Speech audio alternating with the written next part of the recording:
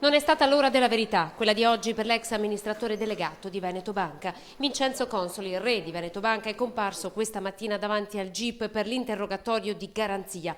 È arrivato al Tribunale di Vicenza accompagnato dai suoi legali, abito grigio e cravatta azzurra, ma bocca cucita. Ha deciso di avvalersi della facoltà di non rispondere non per sfuggire alle accuse, ma solo per avere il tempo per poter leggere un'ordinanza corposa, un'ordinanza nella quale sono confluite parecchie fonti di prova, anche gli avvocati sul nostro consiglio.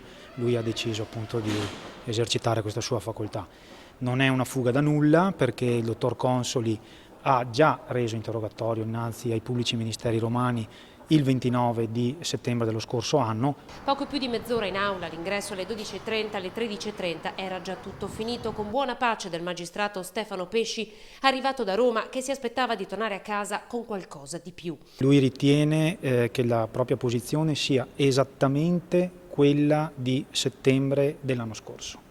Sui temi delicati, tecnici, lui ha le medesime posizioni. Consoli è accusato di aggiotaggio e ostacolo all'esercizio delle funzioni delle autorità pubbliche di vigilanza. Combattivo al massimo, lui intende difendersi su tutta la linea, ritiene la questione assolutamente fuori dalle proprie responsabilità e pertanto è intenzionato a difendersi su tutta la linea.